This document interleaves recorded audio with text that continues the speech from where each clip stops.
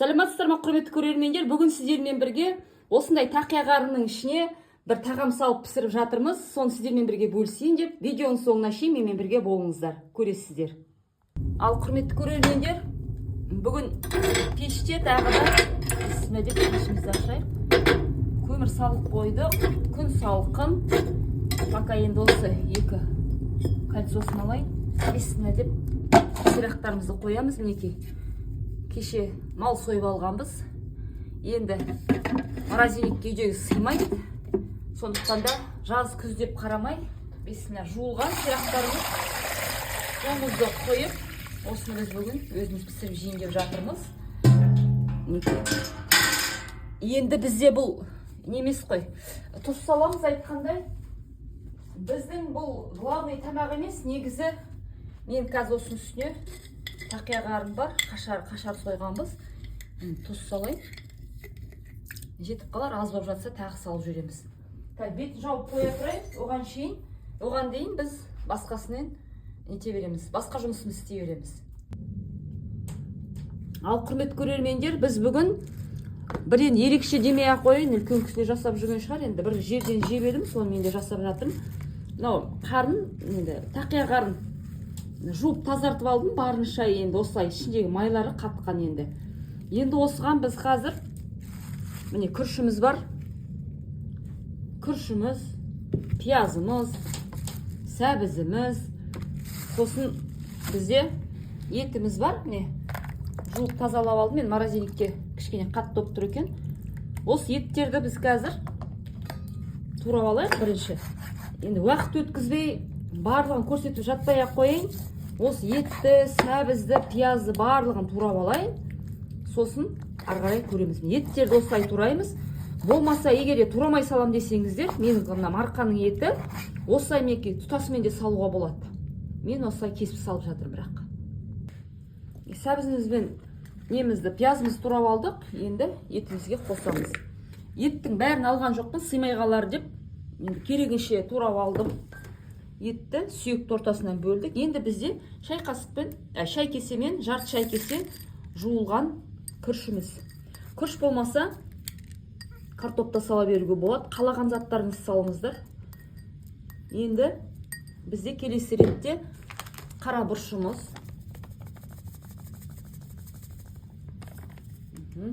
Енді ет тұз алған болса да жуылған, сондықтан да тұзы кеткен шығар.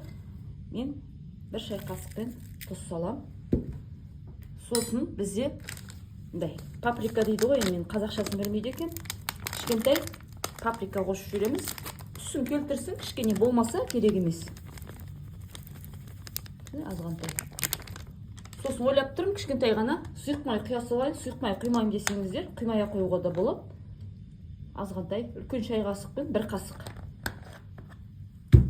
Сосын үлкен қасықпен бір жартыдан төмен су. Енді жақсылап тұрып араластырамыз. Дәмін қараңыздар, тұзын аз болып кетпесін, көп болып кетпесін. Осылай, енді қазір осының бәрін қарнымызға саламыз.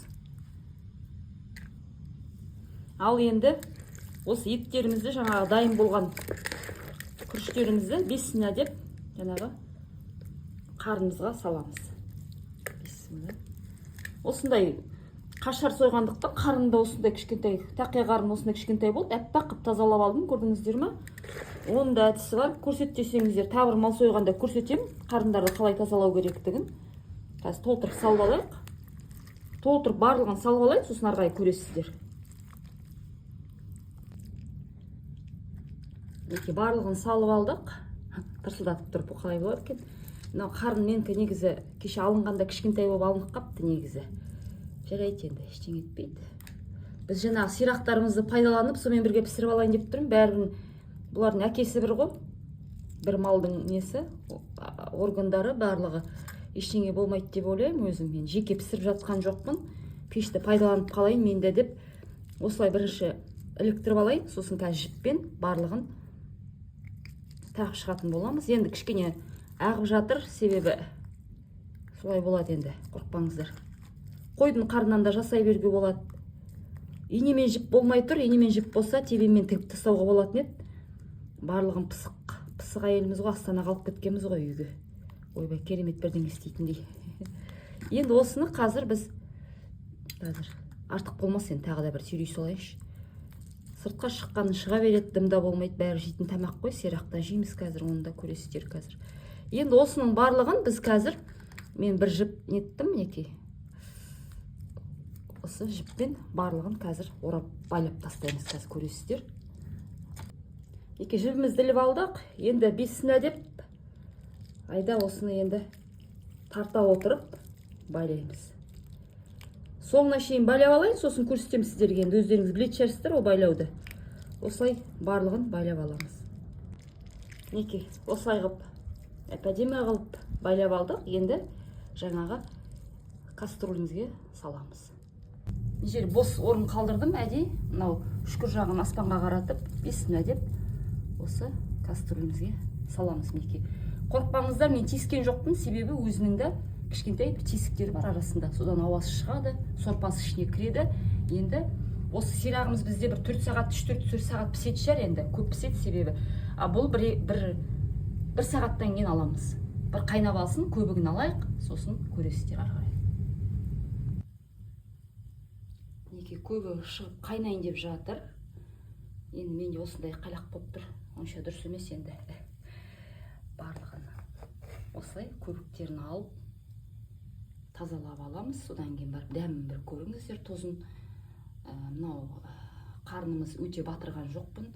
Өзі үстіне қарап, өзінің соғында өзі піссін деп. Енді кірсе өзі өледі, шықса өзі өледі ішінен. Осылай мінекей барлығын көбігін алып тазалап аламыз. Құрметті көрермендер, біз көбігін алып болғаннан кейін баяу отта құйқамыз жұмсақ болғанша бетін жауып пісіріп алатын боламыз. Арасында 1 сағат өткеннен кейін бекен, 1 сағат өткеннен кейін жетіп қалады шығар деп ойлаймын. Мына қарын бізде шала қайнаған қарын, кеше құрдаққа деп бір қайнатып барып тураймын ғой. Сол кезде алып қалған. Бұл да енді көп піспейді деп ойлаймын. Ішіне піспей қалатын ештеңе де жоқ.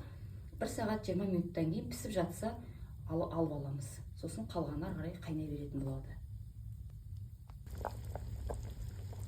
Құрметті көрермендер, күшті болып қайнап, толқылдап тұр, пештің үстінде пісіп жатыр. Пешім қып-қызыл жанып жатыр, үйдің іші жып-жылы. Тамағымыз әзір дайын болады. Қазір бір 5-10 минуттан кейін аламыз. Ал құрметті көрермендер, мінекей былқылдап тұрып пісіп жатыр ғой, былқ-былқ. Шелекте кір жуатын суым қайнап жатыр. Чайник қояйын деп оған орын болмай қалды. Енді қараңыздар, қалай болып пісіп жатқанын енді айта алмаймын енді. Үзілейін деп жатыр, үзілейін деп жатыр. Мына қараңыздар, мынаны қараңыздар. Бұл бірлеп пісіп, жаңа біз қолымыз тимегеннен кейін қайтадан салып қойдым кішкентай. Жылысын деп. Мына бұл 1,5 сағатта дайын болатын дүние ғой негізі. Енді мына сирақтарымызды қараңыздар, енді бұны қалай лақтырасыздар, құрметті көрермендер. Нағыз деликатес деген осында тұр ғой мінекей. Мен барлығын көрсетпей қояйыншы, енді алынбай жатыр қазір. Міне, бір көрсетейін жарайды. Үзіліп жатыр өздері. Мен осылай барлығын алып алайық, сосын ары қарай көресіздер. Сорпасының бетін майын қараңыздаршы. Сап-сары, енді тастамаймыз сорпаны. Барлығын сүзіп алайын, сосын көресіздер. Ал құрметті көрермендер, қымызымды құйып алайыншы бірінші. Мынау тамақты бар ғой, енді білмеймін. Қымыз бен сорпасында ішкім келіп тұр, қымызда құйып қойып жатырмын. Енді мына қараңыздар, мен бірінші сирақты көрсетейінші, осыны жегім келіп тұр. Мына қараңыздар, үзіліп жатыр. Ой, ыстық-ыстық. Мінекей, бисмилла деп, мен осы неден көрейінші құйқадан. Құйқаны әйдік жақсы көремін өзім.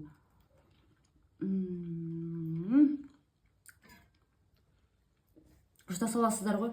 Енді мынаның ішінде мана көрдіңіздер ғой. Мен шетінен ғана кесейін осыны. Көрейік. Сіздер де көріңіздер. Мәссаған, керемет. Бір тарелкаға салсам екен деп те ойлап жатырмын. Давай тарелкаға салайықшы. Ал мінекей тарелкаға нетейін. Енді үйде бар осындай болып тұр енді тарелка. Бисмилла, мәссаған. Қараңыздар.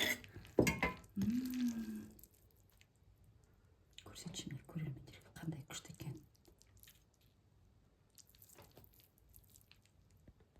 Мына алып қоя тұрайық былай қарата. Мәссаған енді түр дегеннен кейін өліп жатыр ғой енді масқара. Мынаны бір қонақ келгенде түсіруге болады екен. Қалай жесем екен енді оны қолыма ұстап жүргізейін ба, шашайын, етін көрейінші ішіндегі жеп қанекей. Мына қараңыздаршы, ет үлпілдеп тұр. Кәдімгі плов қой.